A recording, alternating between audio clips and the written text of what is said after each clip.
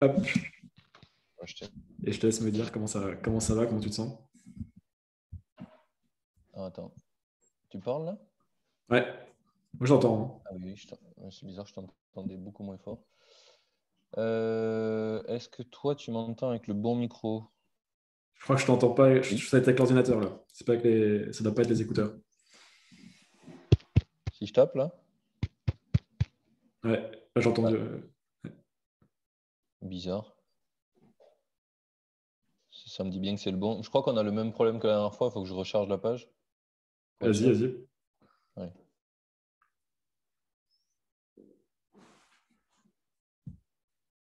Allez, deuxième essai. Ah, je t'entends plus du tout. Tu m'entends bien? Ah, c'est bon là. Bon, si je clique pas sur le gros bouton charger l'audio, ça ne marche pas, effectivement. Ok. Ouais, donc du coup, comment ça va? Comment tu te sens? J'ai vu qu'il y avait des décisions importantes que tu avais prises depuis il y a 10 jours. Ouais. Je me sens plutôt bien. Je t'avoue qu'il s'est passé beaucoup de choses, donc j'étais un peu perturbé. Mais non, plutôt content. On va voir ce que ça donne avec Time Left, là. En gros, globalement, pour te donner un ordre d'idée, on a parlé à un mec qui connaissait quelqu'un qui bosse dans un fonds d'investissement ultra connu, qui nous a fait rencontrer cette personne. Le mec connaissait déjà tout le background de Maxime et du coup, il nous a dit qu'il voulait lever des fonds avec nous. Et ça, c'est assez stylé parce que c'est vachement plus facile que prévu. Et en plus, ils trouvent que l'idée, elle est bien, mais elle marcherait vachement mieux aux US. Enfin, je sais pas. Tu vois, autant refuser de lever des fonds, c'est un truc qui me parlait bien parce qu'en France, je trouve qu'on a une mentalité un peu chelou, mais je me dis aux US, c'est peut-être différent. Donc, s'il y a un fonds qui nous pousse à aller là-bas, j'ai bien envie d'aller voir, tu vois. Et Maxime et Adrien, ils ont bien envie aussi. Donc voilà, on va voir ça. Ils nous ont mis en contact avec d'autres fonds et on voit clairement qu'il y a deux camps.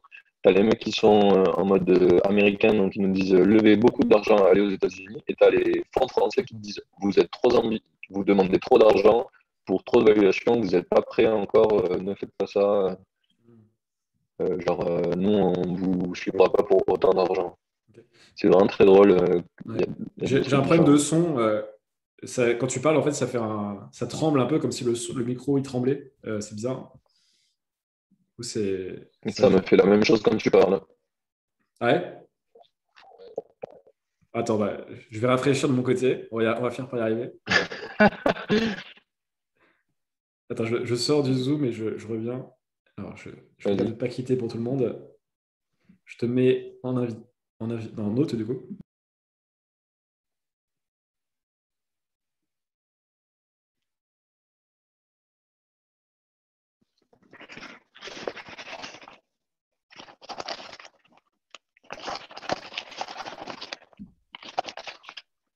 Hello. Voilà. Est-ce que Alors, c'est c'est bon? mieux? Je me rends pas compte pour l'instant. Ouais, des fois, j'ai l'impression que j'ai déjà eu ce bug de 3 fois et ça revient au bout de quelques Ouais. secondes ou quelques minutes. Ouais, bah ça continue là. Ouais, écoute, on va être en mode robot du coup pendant cette session. Ouais. Je sais pas, mais Merde. Attends, je peux peut-être essayer un coup de 4G. c'est bizarre. Tu penses que c'est la connexion plus que les micros? Ah, je suis de retour en France, hein, tu sais, pays tiers-monde.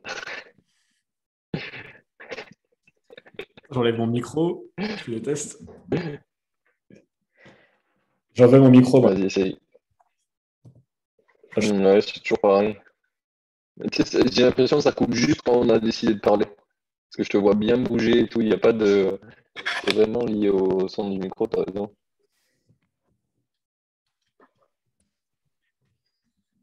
Ouais, bah je sais pas. Attends, mais c'est trop bizarre parce que quand C'est bon je là. change, je t'entends moins fort. Moi, je t'entends bien là. Là, c'est bon de mon côté. Des trucs qui...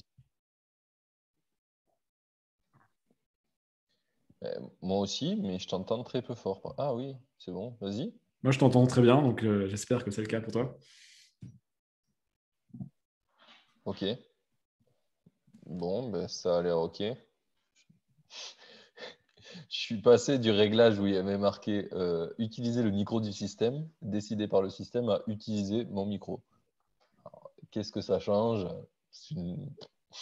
Je sais pas. Bah, j'espère que ça va tenir. Du coup, on en était où? On était sur. Ok, donc Maxime, investisseur, mise en relation, VC américain très chaud pour que vous allez aux US. Enfin, en tout cas, Ouais. état d'esprit américain. Et VC français qui, eux, considèrent que vous n'êtes pas assez avancé pour lever des fonds, en gros. Quoi, et que. Si, Et que c'est- ils sont OK pour lever des fonds, mais ils sont pas OK de lever à la même ok. valuation Est-ce que que les vous. Américains, Est-ce que, au même. ok. Est-ce que vous cherchez à lever combien, à peu près? Ben, en fait, nous, à la base, on, on avait. On cherchait pas de lever des fonds. Puis après, on s'est dit, ça serait bien quand même d'avoir genre 500 k d'avance pour bosser sur le projet en full time dessus et pas être en freelance à côté, tu vois, etc. Ok. Et le premier mec qu'on rencontre, il nous dit 500K c'est bien, mais c'est pas ambitieux. Il faudrait plus. Et même moi, je crois que votre projet, il pourrait vraiment bien marcher avec les tests que vous avez fait, etc. Donc, il faudrait plutôt le lancer aux US parce que moi, je connais le marché US et je peux vous amener là-bas. Donc, il nous dit 3 millions pour valuation de 10 millions. On a dit OK, tu vois. Et maintenant, on retombe sur des VC français qui nous disent non, évaluation de 10 millions, c'est trop, il faudrait évaluation de 4 pour. Et nous, on met 200 à 500 000 par tête, quoi. Hmm. Enfin, c'est assez.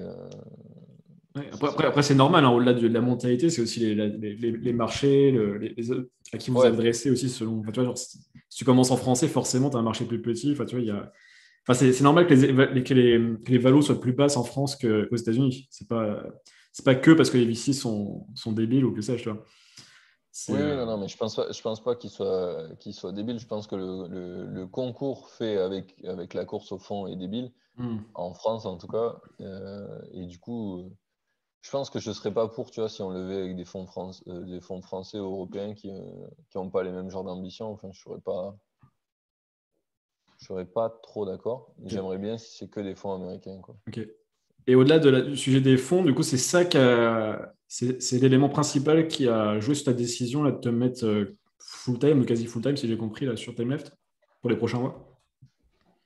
Ouais, bah, ça a été en gros, il y avait mes projets qui étaient en contradiction avec TimeLeft, puisque TimeLeft me demandait plus de temps que juste ce que je donnais actuellement, qui était un jour par semaine avec eux.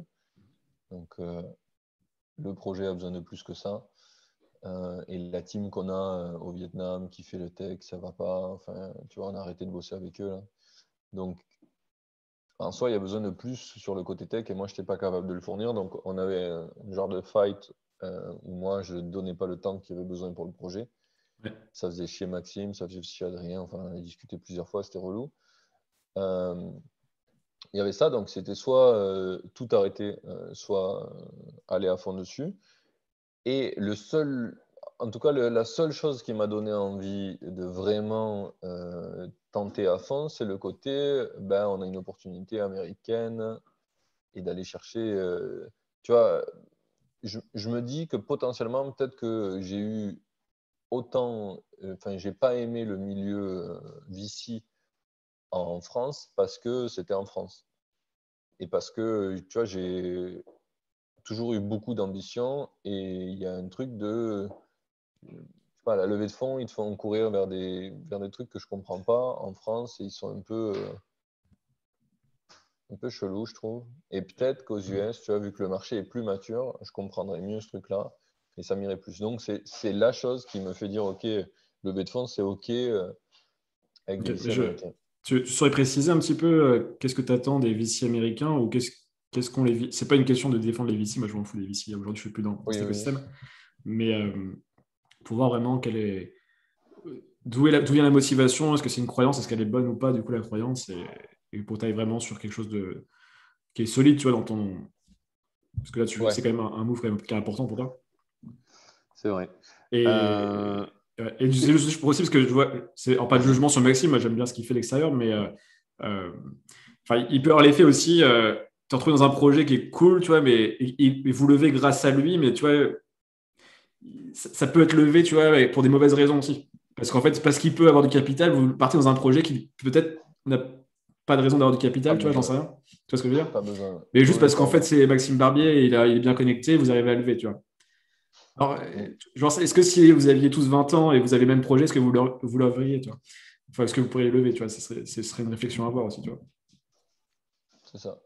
Ben, clairement, à l'étape où on en est, Maxime, il joue pour beaucoup, Ouais, puisque ben, il a un background assez connu. Ce qui est bien, c'est qu'il a quand même devant donc le fonds américain. Là, on a pitché devant un mec qui est français au début, qui nous a mis ouais, en contact avec le mec. Et eux, ok. du coup, je les trust un petit peu parce que c'est des.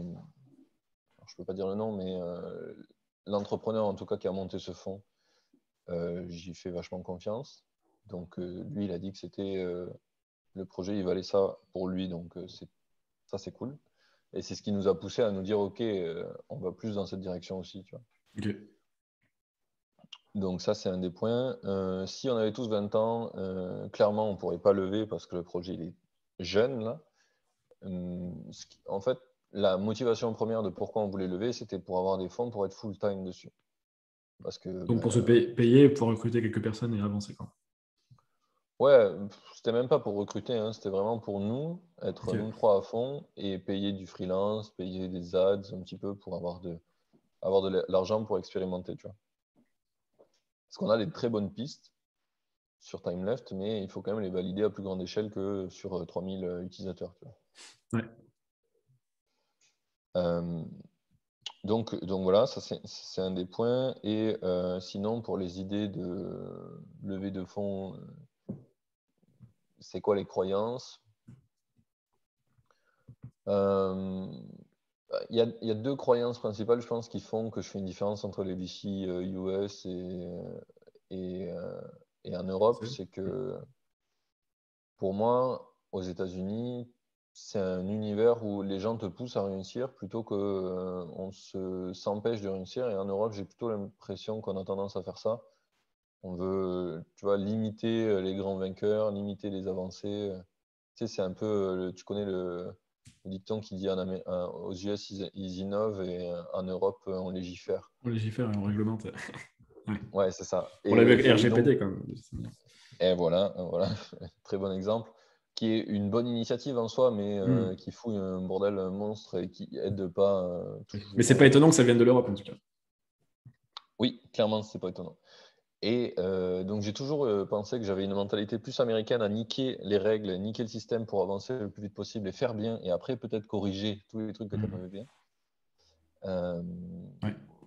et ça, je me suis toujours frustré en Europe de ne pas pouvoir le faire. Donc le fait d'avoir une opportunité de le faire aux US, ben, je me dis, tu vois, Hmm. c'est le dernier endroit au monde où j'ai pas tenté. Enfin, comme si j'avais tenté au reste du monde, mais en gros, avant d'être profondément convaincu que c'est vraiment de la merde la VC jusqu'au bout, autant essayer même aux US, tu vois, qui est l'environnement le plus mature, on va dire, pour Ça, c'est vrai. de la levée de fonds des VC des startups, et vraiment pour aller valider ce truc jusqu'au bout, quoi. Je ne crois pas du tout que c'est un modèle qui fonctionne, qui est bien, ou alors c'est juste parce que j'étais pas au bon endroit, tu vois. Ok. Et ça te Donc fait. Et au-delà, du coup, donc là, il y a le. Ok, par rapport au VC. Et du coup, la réalité de je lève des fonds, potentiellement, du coup, je pars aux US, je déménage aux US, j'ai une vie là-bas, j'ai. ça, J'ai c'est un des requirements qu'ils nous ont demandé. Ils nous ont dit, il faut au moins qu'un des trois fondateurs vive là-bas. Si vous êtes les trois, c'est mieux, mais un des trois, c'est OK. Donc nous, on est OK d'y passer, tu vois. Enfin, c'est un continent que j'ai jamais visité, les US, et c'est vachement intéressant, tu vois. Avant, on faisait du Hmm. camping-car. Je sais que c'est un truc qu'on peut faire aux US qui est super simple, et ça serait le kiff, en vrai. Donc c'est un truc envisageable pour moi et pour ma meuf. Donc ça, c'est valide aussi de l'autre côté. Hmm. Donc, il y a Donc aussi ça, c'est... un truc sympa à vivre au niveau humain, quoi. Enfin, personnel, quoi. Ouais, L'expérience. clairement. Ouais. Hmm. Clairement, il y a une expérience personnelle super intéressante à les prendre et une expérience pro super intéressante à les prendre. Donc, c'est ça qui fait que je me dis, ah, ce serait con de dire non, tu vois, et de pas tenter alors que tu as une Ouais. possibilité qui apparaît pas souvent.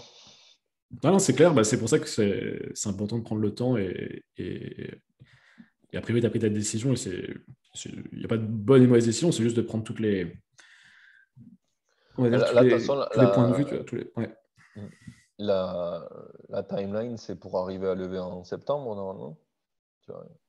Donc, il nous reste un mois pour double down dessus. Ouais, et avoir vraiment des réponses de là où on veut aller, est-ce qu'on est prêt à y aller, etc. Tu vois, d'essayer à fond et vraiment, si ça marche pas comme on veut, alors là, on remettra en question et j'aurais repoussé au pire mes plans à moins que d'un mois, tu vois. Okay. Donc, je me suis dit, autant faire à fond et pas faire à moitié pour tester. Et si ça passe, du coup, si vous arrivez à lever, tu vois, dans la balance entre ce que te permet TimeLeft et ce que tu aurais aimé développer plus en solo, tu vois, du coup, tu es OK avec le fait de te dire je suis CTO d'une boîte qui a levé des fonds. Du coup, ça veut dire quoi? Ça veut dire me mettre à l'arrêt ou en pause, du moins, Indie Maker, mettre en pause tes projets?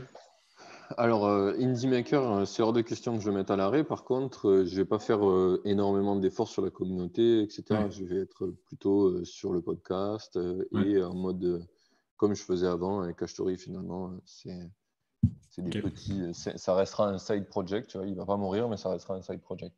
OK. Et non, bah, c'est bien. Bah, en tout cas, c'est un beau projet. Et donc là, vous voulez lever en septembre et ça serait départ potentiellement aux États-Unis pour la fin d'année, du coup. C'est ça, ouais. Ça marche. Et tu veux creuser ce sujet-là ou c'est plutôt acté pour toi ou tu veux essayer qu'on voit d'autres angles où c'est inutile? Non, je pense que là, on a bien creusé. C'était cool d'ailleurs. C'était cool parce que souvent, c'est difficile de challenger ces genres de choix. Et en tout cas, pour moi, je suis pas trop. Je fais beaucoup de choix instinctifs plutôt que ultra réfléchis. Tu vois, je me suis pas posé 4 heures sur le choix. Je me suis juste demandé comment au fond de moi je me sentais. Et puis. Ouais. Ce qui est bien aussi. Hein. Ouais, mais du coup, c'est difficile des fois d'aller réexpliquer ce qui s'est passé, tu vois.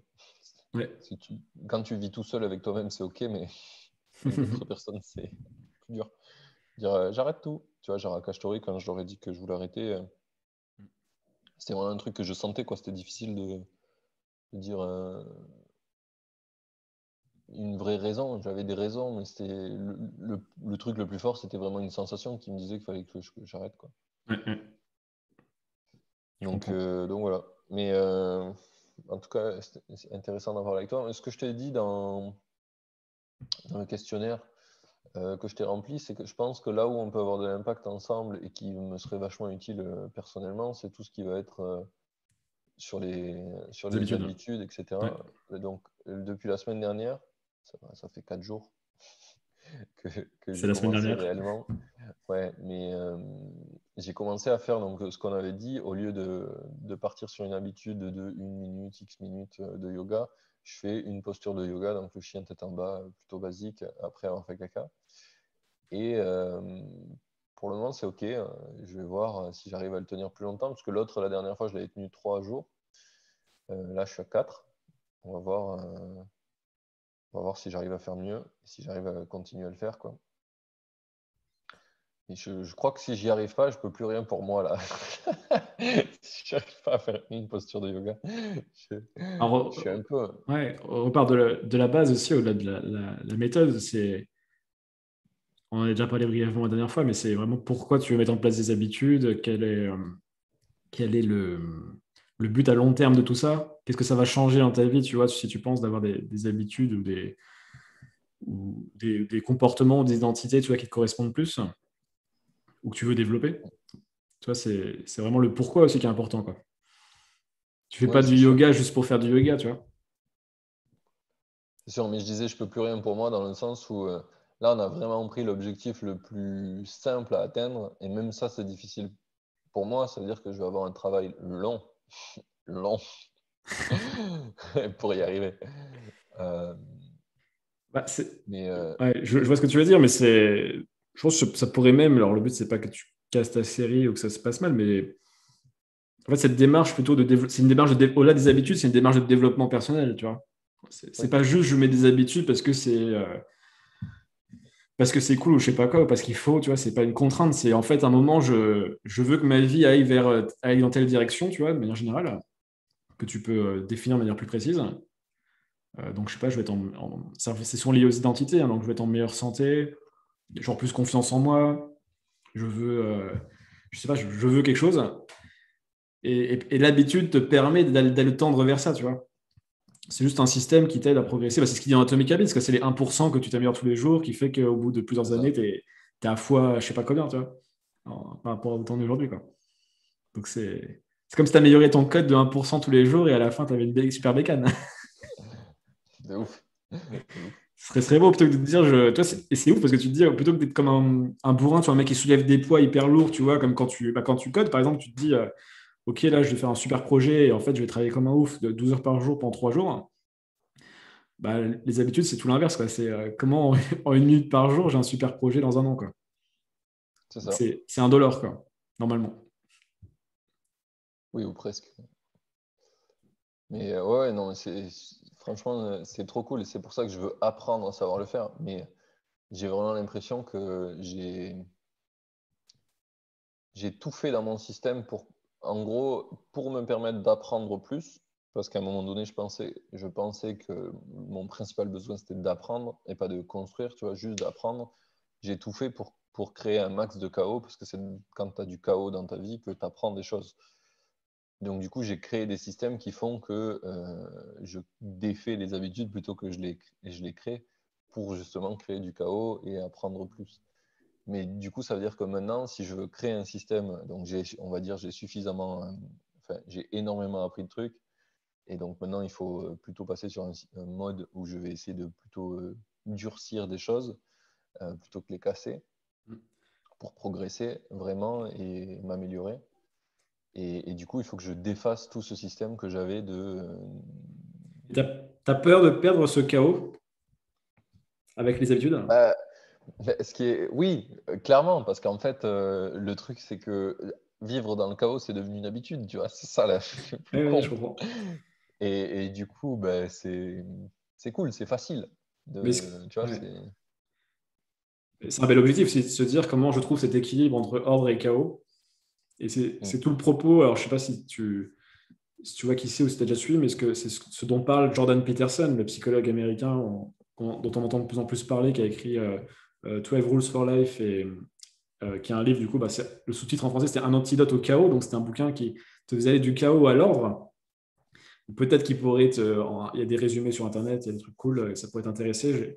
Je vais t'envoyer, je t'enverrai si ça t'intéresse. Il y a une vidéo super cool en français d'une Vas-y. meuf qui a résumé le Et même, bouquin en 25 minutes. ah, trop cool. Je me suis mis de me mater la vidéo ce soir, moi, donc que je te l'enverrai. Je me le note là. Euh, Vas-y. et donc là, son premier bouquin, c'était vraiment, en gros, quand la vie est en chaos, comment tu redonnes de l'ordre. Et là, il a fait un deuxième livre où c'est l'inverse. C'est maintenant que vous avez, du coup, c'est dans l'autre sens, mais maintenant que vous avez de l'ordre dans votre vie, en fait, bah, on a besoin de chaos parce que le chaos est création, comme tu disais. Ouais. Et c'est vrai qu'en fait, tout le but de la vie, c'est de trouver cet équilibre ordre-chaos et de jongler, enfin d'avoir un équilibre en fait qui est subtil et difficile à obtenir, mais qui est Trop cool. Bah, obligatoire pour avoir une j'ai bonne. pas besoin de lire le deuxième, mais par contre, le premier, il me le faut. Ouais, tant mieux parce qu'il y a plus de contenu parce qu'il est plus ancien, il est de 2018. Hein. Et c'est un mec, enfin, tu verras si t'aimes bien le truc, il est assez fascinant, tu vois, faut adhérer un petit peu à ses Ouais. idées et tout, mais il a des conférences exceptionnelles sur sa chaîne YouTube.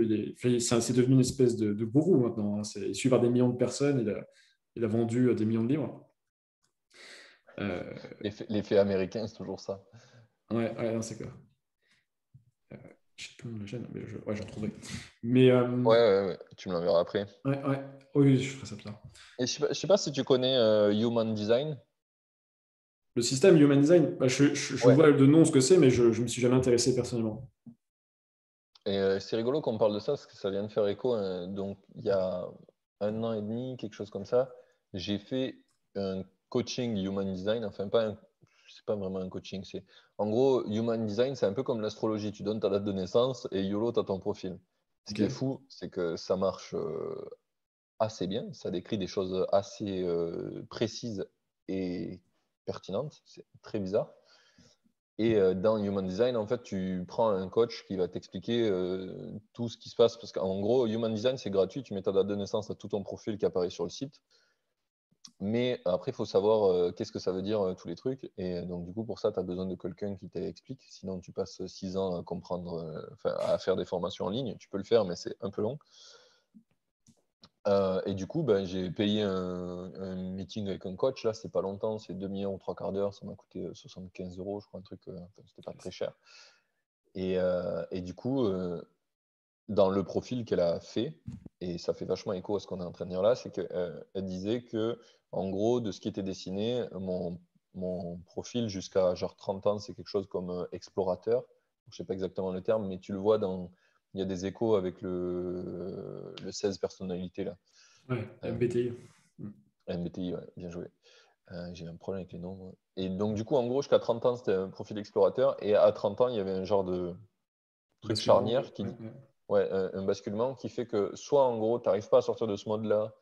Et du coup, tu restes un mec qui fait, tu sais, genre, je sais pas si tu vois ce genre de profil, mais des gens qui ont toujours, toute leur vie, toujours un nouveau taf tous les 6 mois, tous les 1 an, tous les X, Ouais. qui, tu sais, ils progressent jamais, ils essayent plein de choses, ils auront fait des millions de métiers, mais ils n'auront jamais rien fait en profondeur, tu vois.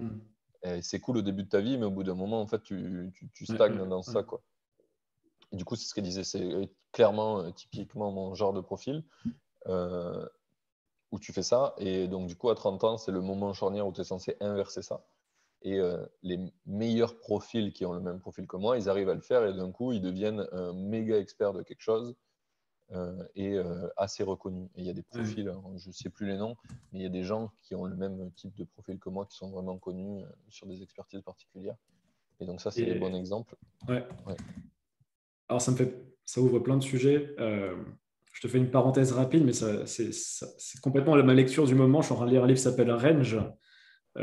Pourquoi les spécialistes battent pourquoi les généralistes battent les spécialistes au XXIe siècle. En fait, ça te montre que les gens qui sont les plus performants dans quasiment tous les domaines sont des gens qui, quand ils étaient jeunes ou au début de leur vie d'adulte, se sont permis d'avoir plein de centres d'intérêt et d'explorer plein de choses.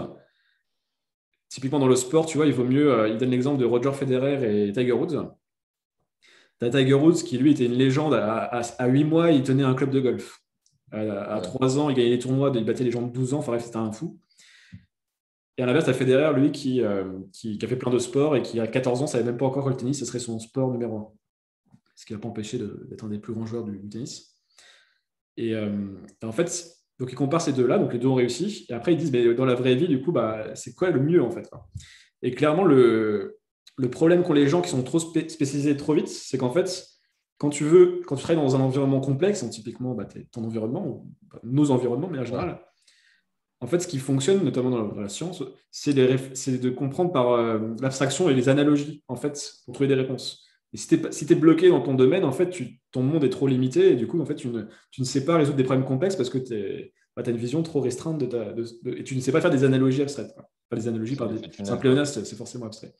Mais donc, c'est intéressant dans ce que tu dis parce qu'en fait, le côté explorateur et après qu'il se spécialise, en fait, c'est tout simplement la formule pour en fait devenir très bon dans un domaine.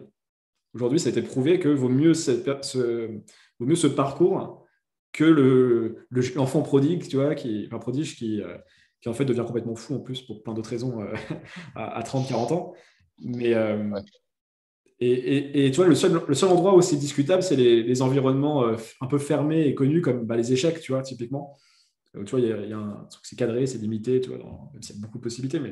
Et les joueurs d'échecs, en fait, eux, ils réfléchissent seulement par ce qu'ils appellent la mémorisation par bloc. En fait, tu vois, ils vont voir des situations qu'ils vont vivre plein de fois en fait, dans leur vie.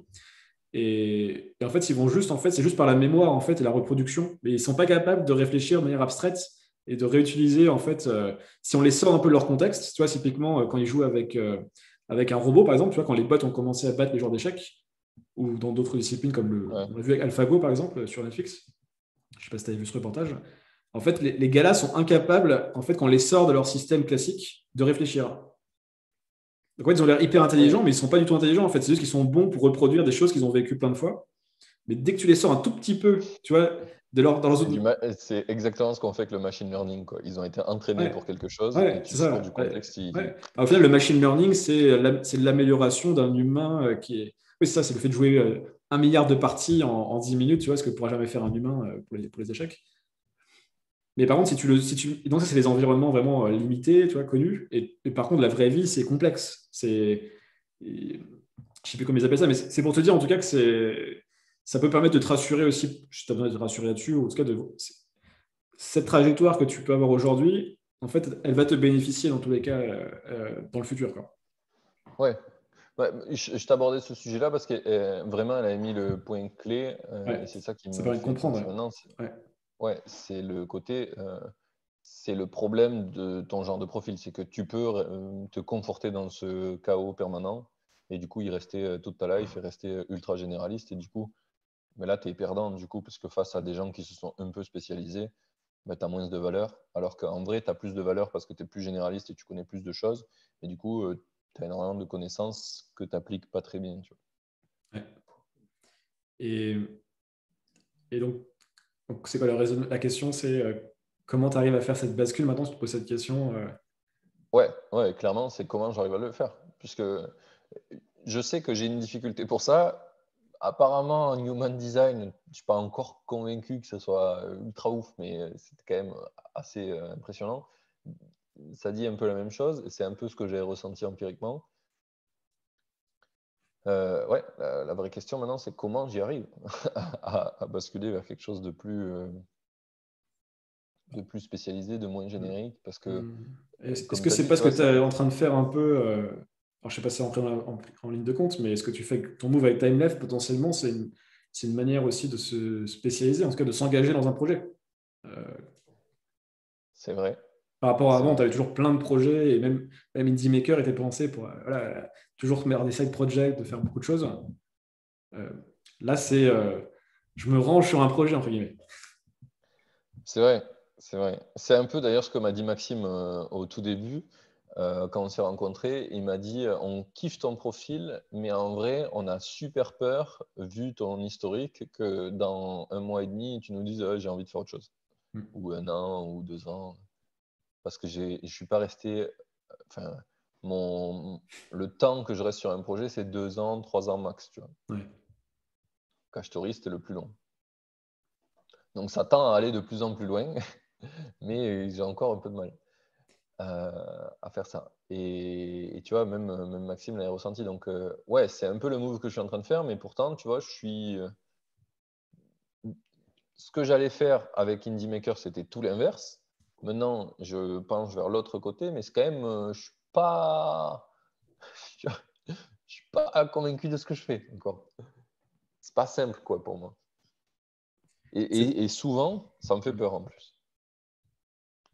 Enfin, est-ce qu'il y a des choses, genre, sans faire de la psychologie de comptoir, mais par rapport à l'enfance ou par rapport à des moments concrets dans ta vie, tu vois, où le fait de s'engager ou d'avoir vu une forme d'engagement est lié à quelque chose de négatif pour toi?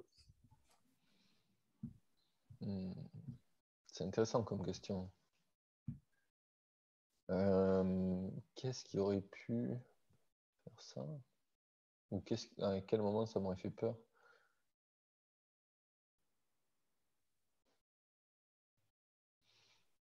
Putain, je suis mauvais pour fouiller ma mémoire. Bon, après, je peux le mettre en réflexion. Ouais, ouais, je pense on va essayer, je vais essayer d'y réfléchir pour la prochaine fois.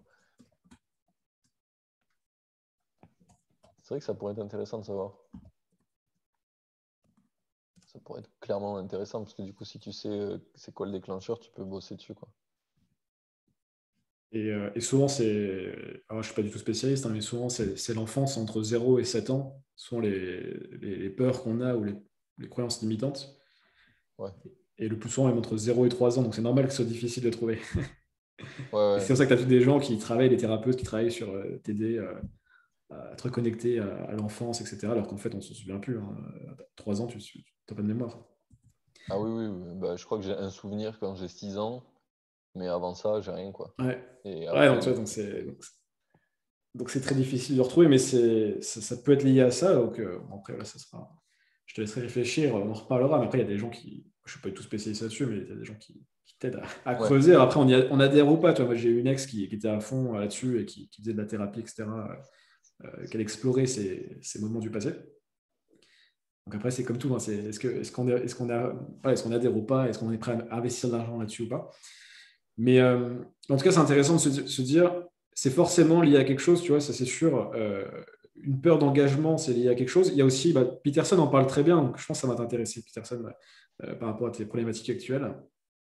C'est ce qu'on appelle le syndrome de Peter Pan. C'est que quand on est petit, en fait, on a un potentiel, tu vois, quand on est petit, enfin, quand on est jeune. Ouais. En fait, tout est possible. Et c'est pour ça que Peter Pan, il l'expliquera bien mieux que moi, mais Peter Pan, c'est cet archétype de l'enfant qui ne veut pas grandir, parce que grandir, ça veut dire faire un choix. Et faire un choix, ça veut dire du coup se couper de tout le reste, en fait.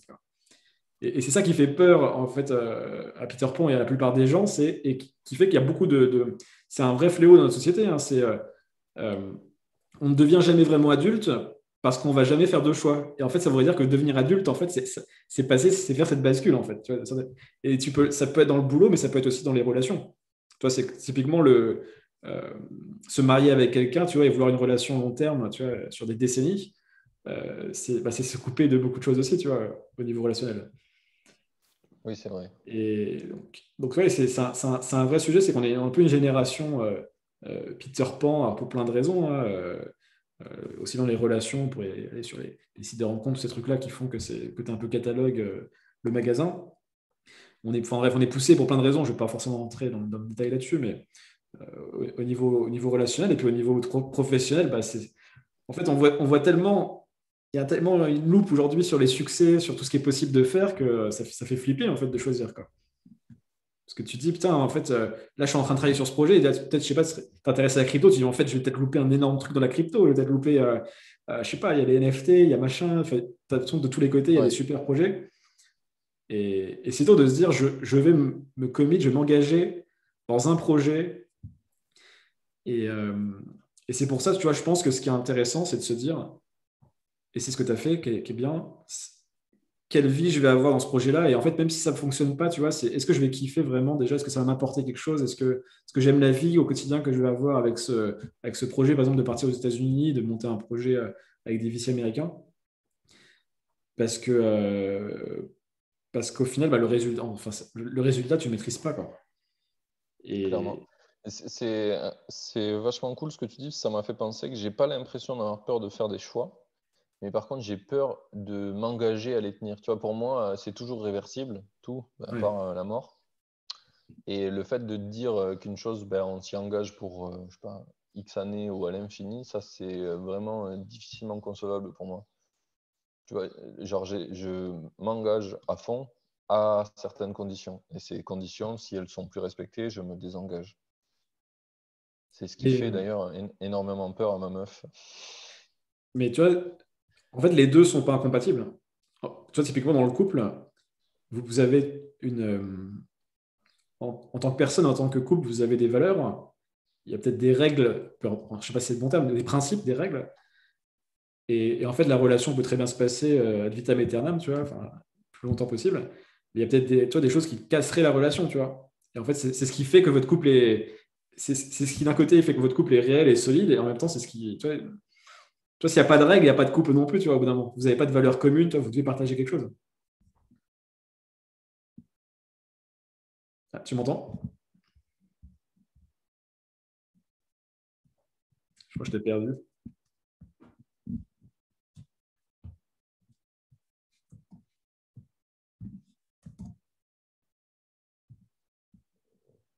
Est-ce que tu m'entends?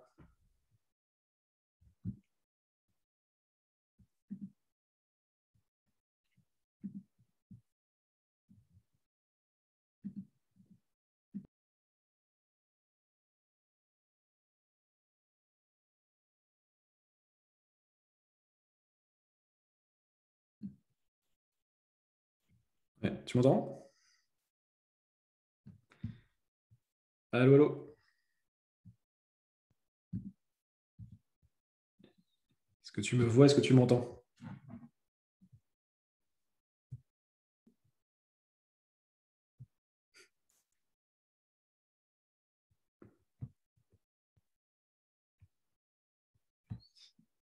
Je ne te vois pas.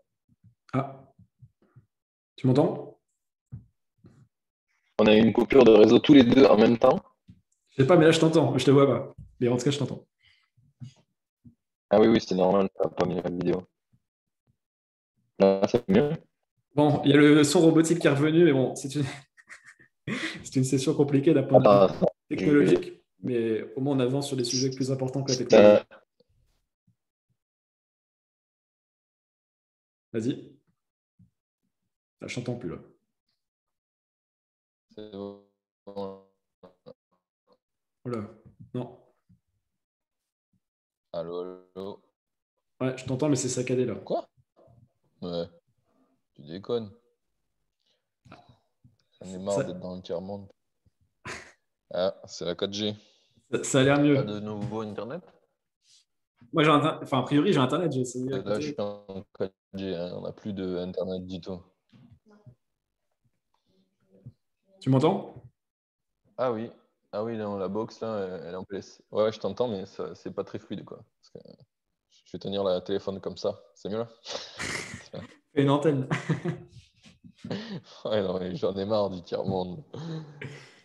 Mais non, enfin, j'étais sur le. Du coup, je ne sais plus où exactement où j'étais, mais je parlais des valeurs dans la relation. Tu vois, c'est vraiment, vous avez des valeurs communes.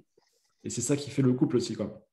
Et dans une association aussi, dans un business, c'est ça qui peut faire la relation d'associé, c'est ça qui peut faire ta croyance à long terme sur un projet, c'est de te dire, voilà les raisons qui font que je m'engage sur TimeLeft. Je partage des valeurs avec Maxime et je ne sais plus le nom de la deuxième personne, Adrien. Adrien.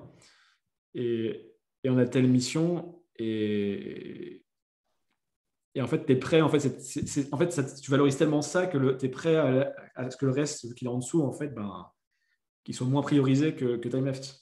C'est beaucoup plus simple une fois que tu es aligné avec le. Est-ce que, en fait, c'est tellement important ce qu'on fait que bah, je suis prêt, par exemple, à bah, avoir moins de side projects, à avoir moins certaines personnes. Enfin, c'est forcément du sacrifice. Il y a forcément une notion de sacrifice dans tout ça, de choix aussi, au quotidien, Ok. quoi. Ouais, c'est stylé, c'est stylé. Je pense que clairement, je serais prêt à, et je vais leur en parler, mais parce que là, tu vois, on voit des fonds, ils nous ont mis en contact avec différents fonds, et je pense que je suis clairement prêt à me dire, ok, je suis chaud de bosser avec vous sur Timeleft. Je pense que c'est un bête de projet, mais je crois fortement, comme le VC, le premier qu'on a vu, que ça doit être fait en Amérique. Donc, je suis prêt à vous suivre, peu importe ce qu'on va faire, combien on lève, etc. Même si ce n'était pas ma croyance au départ, je suis prêt à faire ça, mais si on le fait aux US. Et si on le fait en Europe, clairement pas moins chaud. Ok. Bah, bah, déjà, il faut leur partager, effectivement. Ok. Et Ça, c'est cool. ouais, tu m'entends? C'est bon ça. Un très bon point. Ouais, ouais, je t'entends toujours, je t'entends On, toujours, je suis en train de réfléchir. on a un petit Mais décalage, je pense, mais c'est. En tout cas, on arrive à. ouais, ouais, ouais, c'est pour ça que je te regarde pas, parce que sinon j'ai l'impression de regarder un film en décalé. Mais non, au niveau de l'audio, c'est bon, je t'entends mieux. Et ouais, je pense que clairement, ça c'était un point vachement important. En tout cas, c'est important pour moi. Et au niveau de l'engagement, en fait, il y a beaucoup de gens qui sont beaucoup plus engagés que moi, je le suis. En tout cas, mes raisons. Souvent, les gens se cachent derrière un engagement qui se disent c'est OK et ça restera comme ça indéfiniment. Moi, c'est pas le cas. Les conditions, elles sont plus claires. Du coup, ça fait plus peur aux gens. Mais je pense que je peux aller vers quelque chose de plus stable. Ça fera plaisir à ma copine en plus. Et puis aux gens en général, je pense que c'est très frustrant quand tu travailles avec moi ou que tu vis avec moi, le fait qu'il y ait beaucoup de chaos dans ma vie, parce que j'aime ce chaos, mais ça, ça me permet d'être qui je suis maintenant, mais ça me rend difficilement mélangeable aux autres, parce que la vie des gens en général ne tend pas vers le chaos autant que la mienne. Mais ouais, bah, du coup, maintenant, ton enjeu, c'est plus comment j'équilibre tout ça sans perdre cette part de chaos qui est importante, parce qu'elle te sort de ta zone de confort, Mm. elle fait, elle t'aide à Ouais, être qui tu es aujourd'hui. Ouais. je viens d'avoir un rappel avant que ça coupe, je voulais te dire. euh, je pense que quand on repart dans les trucs de l'enfance, il y a un des trucs qui m'a vachement marqué. Et alors, j'étais pas petit, j'avais pas 7 ans, c'était au lycée. Ouais. Mais c'est vraiment quelque chose qui m'a parlé profondément. Un jour, une prof d'anglais, que j'aimais beaucoup alors que je détestais l'anglais, nous a expliqué ce que c'était comment on définissait une langue qui était morte. Et une langue qui était morte, c'était une langue qui n'évoluait plus. Et depuis ce jour-là, j'ai cette expression en tête dans le sens où je me dis vraiment que si j'évolue plus, c'est la direction vers la mort, tu vois. Donc c'est peut-être un rapport de peur à la mort finalement qui joue dans ça. Et c'est une source de conflit avec les gens qui m'entourent, par exemple avec mes parents, quand ils me disent ah non, j'ai pas envie d'apprendre ça, je suis trop vieux, etc. C'est vraiment un truc où j'ai envie de les tuer moi-même, tu vois, quand ils me disent ça, parce que je leur dis, mais si tu fais ça, c'est que tu es déjà prêt à mourir, en fait. Hmm. C'est non. Ouais. Abdiquer pour la mort, c'est non. Ou alors tue-toi tout de suite, quoi. Mais je vais pas te la démorer.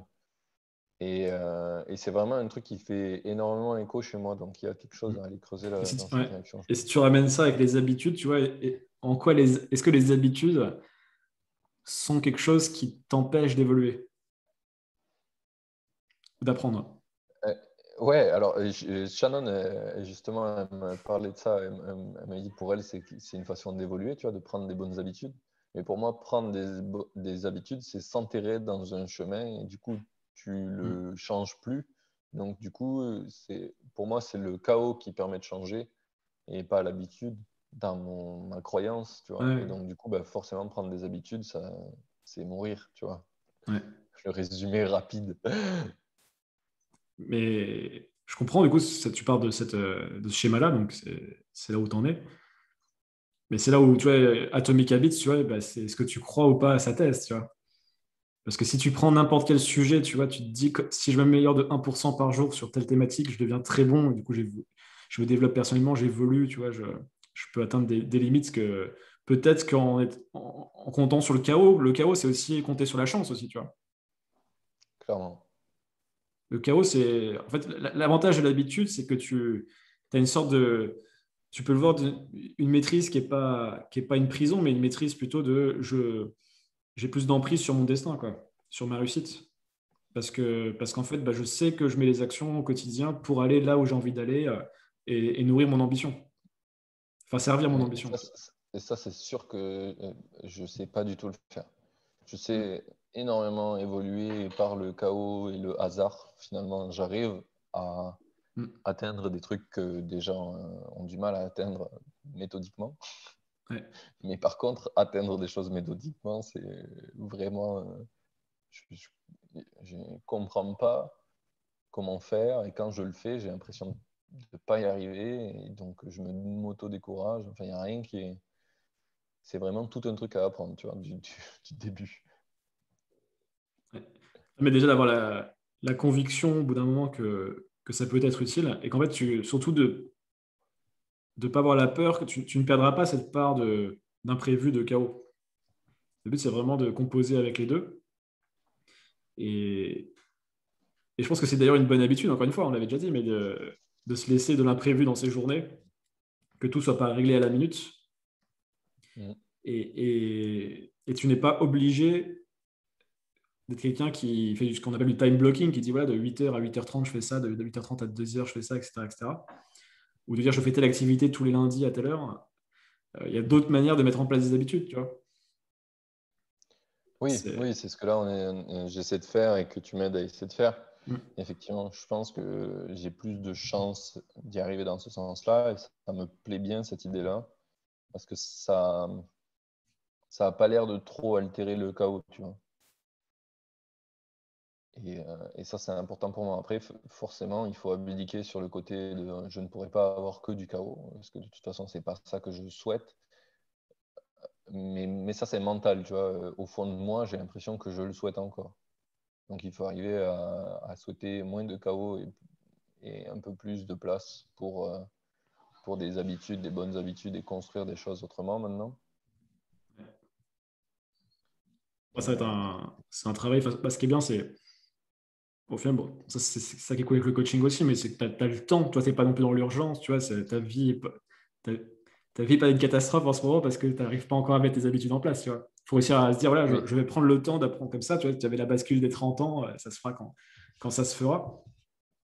Mais, euh, mais ce qui est intéressant, c'est, moi, en fait, je trouve ça tout aussi intéressant de travailler avec quelqu'un qui. Enfin, c'est plus rare, comme tu disais, d'avoir quelqu'un qui a cette capacité de sortir de sa zone de confort, de créer du chaos, de l'imprévu, que les gens qui sont hyper réglés, tu vois, très, très scolaires, tu vois. Enfin, je pense pas que ce soit Je pense que ça peut être une force, quoi, encore une fois. Quoi. Je suis pas sûr, tu vois, quelqu'un qui est vraiment, qui n'ose pas, tu vois, qui est toujours à respecter, tu vois, les codes, qui était à l'école, qui faisait bien les choses. C'est dur de lui dire, putain, maintenant, prends des risques, tu vois. mm.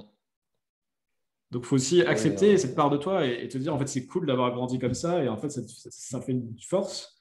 Et en fait, il faut la catalyser maintenant dans quelque chose qui va te permettre vraiment de maximiser ton potentiel et ce que tu peux développer dans les futures années, enfin les prochaines années. Et toi, on reprenait l'exemple, alors tu vas pas aller dans cette direction, mais l'exemple de la semaine, enfin d'il y a 10 jours là, sur le project management avec des boîtes au Vietnam ou en Inde ou je ne sais plus où. Enfin, c'était Vietnam. Euh, tu vois, quelque chose qui faisait que tout ce que tu avais fait, en fait, plein de projets, t'avait amené à avoir cette spécialité, tu vois, enfin, ce Dunfer Advantage que n'ont pas les autres, tu vois. Donc Mm. après, c'est un moment, tu vas pouvoir choisir, OK, j'ai cette espèce de multi-compétences, enfin, j'ai pas le terme, tu vois, ce côté, j'ai plein de skills différents, que ce soit hard skills ou soft skills, et je vais les mettre sur un projet qui me parle, quoi, ou dans une industrie, ou en tout cas dans quelque chose, quoi. Et après, c'est d'apprendre justement, à prendre du plaisir, tu vois, dans l'engagement. C'est pour ça que toute la discussion, tu vois, engagement, c'est pour ça que je le mets avec habitude, parce que c'est en comprenant la force et le plaisir qu'on a dans l'engagement, qui est une forme de liberté aussi. Et ça, par exemple, Peterson, il en parle, c'est très contre-intuitif, tu vois, mais euh, faire un choix, tu vois, c'est notre libre arbitre, tu vois, c'est vraiment tu choisis, tu vois, c'est toi qui choisis quand même, tu vois, c'est pas le voisin qui te dit fais ce projet, c'est quand même toi à un moment tu te dis, ok, parmi tout ce que je peux faire dans ma vie, je décide de m'engager là-dedans. Donc il y a une forme de beauté aussi, tu vois, un peu là-dedans, tout ça, quoi, une forme de. Ouais. Mais j'ai vu un truc passer là-dessus il n'y a pas longtemps où le mec disait finalement, en fait, la liberté, c'est ta capacité à choisir. Donc, si tu choisis ton propre cadre, tes propres barrières, tu es libre. Si c'est pas toi qui les choisis, parce que euh, c'était euh, c'était un truc sur les croyances limitantes, je crois. Et en gros, c'est si tes croyances limitantes, tu les connais pas, bah, tu ne peux pas les choisir du coup et elles te limitent sans que tu saches pourquoi elles te limitent. Alors que si tu apprends à les connaître et que tu fais du rétro-engineering de qu'est-ce qui te limite et pourquoi, tu peux dire ok, ça c'est Hmm. bien, ça c'est pas bien, ça c'est bien, ça c'est pas bien, qu'est-ce que je garde et qu'est-ce que je jette. Et dans ce cas-là, tu es libre, même si tu as, toujours des croyances limitantes, c'est des barrières de sécurité pour ton propre toi. C'est bien de les avoir, mais c'est bien de les connaître et de les choisir. Complètement. Et de toute façon, encore une fois, c'est un sujet qu'on va pouvoir l'aborder dans d'autres sessions encore, mais et justement, parce que je ne sais pas si c'était lié à ça, mais quand tu disais dans le. Alors, je recherche ma petite page. Sur le Typeform, quand tu disais de reconfigurer. Attends, comment tu disais c'est où? Comment on reconfigure ensemble nos calls si je prends ce chemin? Alors, ce chemin, c'était par rapport à Timelapse. C'est quoi que tu voulais dire par Ouais. reconfigurer? C'était les horaires? C'était quoi? C'était la forme des coachings? Ou le focus des coachings? Le focus, ouais. Ouais, La question que je me pose, c'est parce que jusque-là, en fait, au début, quand on a commencé à bosser ensemble, je me suis dit, bah, c'était sur les projets Indie Maker ouais, ouais. et c'était un peu sur ce côté-là. Et finalement, l'objectif qu'on avait set up ensemble, c'était les 1K Ouais, ouais, de revenus à la fin de l'année sur les projets. Donc, du coup, ça veut dire si ça serait le truc time left et que ça part dans la bonne direction, moi, je pense que ton coaching, il y a quand même beaucoup de valeur pour moi, même dans cette direction-là. Mais la question, c'est sur quel sujet on se focus, quoi. ouais. Alors, je pense qu'on a déjà un qui s'est ouvert là depuis 2 sessions, Ouais, qui serait déjà une belle avancée. Euh, clairement. on peut reprendre du temps dans le Typeform, peut-être si tu veux refaire le Typeform initial, tu vois, pour reposer, tu vois, un peu les intentions, les objectifs. Comme ça, on fait juste une espèce de mise à jour des objectifs, quoi. Mais je pense que tu vas rapidement savoir vers où tu. Enfin, tu as l'air d'avoir une bonne idée là de ce qui est important et juste prendre un peu de temps pour le poser sur papier, quoi. Mm. Ça repart sur les bonnes intentions et c'est pas un reset à zéro, quoi. C'est juste c'est une évolution. Voilà, c'est peut-être Ouais, aussi clairement. Et puis, tout ce qui a été fait les derniers mois qui fait que tu arrives à prendre ces décisions aujourd'hui, quoi. ouais, et puis tu sais, je suis jamais. Enfin, de toute façon, quand tu digues dans le chaos, tu peux pas te dire qu'à chaque fois tu as fait de la merde. Ça marche pas. Sinon, tu ferais que de la merde tout le temps. Donc, je suis vraiment dans la philosophie à fond de soit je gagne, soit j'apprends, tu vois. Donc, forcément, tout le chemin qu'on a fait jusque-là, même si on change d'objectif, pour moi, c'est juste on a appris, tu vois. Et on a appris que aller dans la direction de je fais mes projets perso, etc., c'était peut-être pas le truc que j'avais besoin maintenant. Et ça, sans aller à fond dedans, on n'aurait peut-être pas pu le savoir, tu vois. Donc, c'est un Mm. super apprentissage pour moi. C'est en aucun Ouais. cas du temps à jeter parce qu'on aurait été dans la mauvaise direction. Enfin, tu sais, c'est un peu. Je sais plus qui disait ça, mais c'est en gros le chemin du succès, c'est d'avoir fermé la porte à toutes les erreurs, tu vois. Mm. Et pour moi, c'est un peu ça qu'on fait là, tu vois, c'est qu'on essaye des chemins, on voit que ça marche pas, on va dans les autres portes jusqu'à trouver la bonne. C'est un peu ce qu'on fait en code, souvent, c'est que tu codes des trucs, Mm. c'est de la merde, tu codes des trucs, c'est de la merde, et puis tu finis par trouver la bonne solution qui est bien, qui marche parfaitement, qui résout ton problème comme il faut, et du coup, tu la gardes, tu passes au problème suivant. Et Ouais, pareil, c'est c'est erreur. un peu pareil dans la vie, j'ai l'impression. Mm, mm. Ouais. Ouais, ouais, ça me parle. Ça marche. Non, très bien. Écoute, on fera ça. Je te renverrai les petites questions en plus du plan d'action. On, Ok, trop bien. on peut booker la prochaine session déjà. Yes. Là, du Euh, coup, ça serait dans 2 semaines. ouais, dans 2 semaines. Alors, est-ce que tu peux le mardi 27 à 14h? 27 août? Ouais. Oui, en même temps, tu vas pas me demander le 27 juillet. Non, le 27 juillet, pardon. Alors, ah, juillet? Ah oui, juillet. Oui, on est en juillet. J'ai dit Attends, oui à mais l'autre. ouais, mais attends, on avait fait on n'avait pas avancé cette date parce que la semaine prochaine, j'avais un truc. Ah, si, Ah oui, t'avais. si. Ah oui, normalement, on devait faire Oui, le. Normalement, attends. On avait avancé, Oui, normalement, effectivement. c'était la semaine du 21. Oui, donc pour moi, si on se revoit, c'est plutôt le début août, non? Ou c'est Après, fin août? c'est dans 3 semaines début août. Donc, c'est Alors, on juste. peut En se fait, on peut très bien. revoir, ouais. On peut continuer sur le rythme des 2 semaines, hein. Moi, enfin, dans 2 semaines, c'est très bien aussi, hein. Oui, c'est Ça fait vrai. un peu loin après trois C'est semaines, vrai. peut-être. Oui, oui, 3 semaines, ça va faire Enfin, super c'est pas parce qu'on a longtemps. décalé qu'on Une doit forcément semaine sur Géco. réajuster. Ouais, voilà. Ok. Donc, mardi 27, 14h, si c'est bon pour toi. J'ai rien du tout le 27 pour le moment. Tu seras le premier, vas-y. Allez, je t'envoie ça juste après. Cool. Et puis, non, très bien. J'espère que ça va bien se passer pour la levée de fonds d'ici là. Donne-moi des petites news s'il y a des choses qui sortent par rapport à TimeLeft.